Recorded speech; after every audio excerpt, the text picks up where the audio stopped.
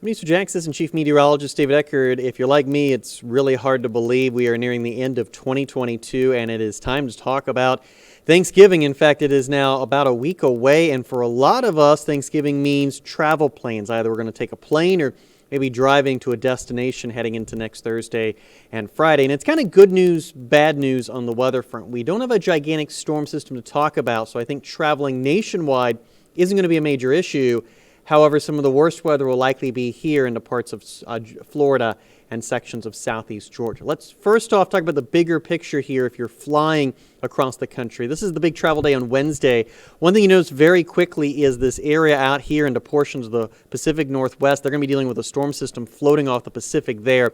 So there are going to be some delays, Seattle, Portland, and those delays probably get going as early as Tuesday if you have plans early on. You can see as the day progresses on Wednesday, we begin to see more snow beginning to break out here into parts of the Intermountain West. And I do think Denver may have some issues, not so much based on snow, but based on some wind across that area. And then as we head towards the afternoon, notice down here into parts of Texas, we really begin to see the rainfall there blossoming. There could be some at least minor delays if you have flights to DFW or Houston heading into the back end of Wednesday. But we really think the biggest impacts are going to be in western cities, Seattle, Portland, and Denver. Great news if you have plans for the eastern U.S. In fact, all the big cities look to be fine, including Boston, LaGuardia, Newark, back to the Washington area, and same deal in the Midwest, Chicago, St. Louis, Detroit, Cleveland, Cincinnati, all looking pretty good for flying. Now, for a lot of us, we're not going to be getting on a plane. We may be driving to our destination, and the weather forecast locally, not so great. Here we are Wednesday morning. You can already see a lot of scattered rain shower activity developing,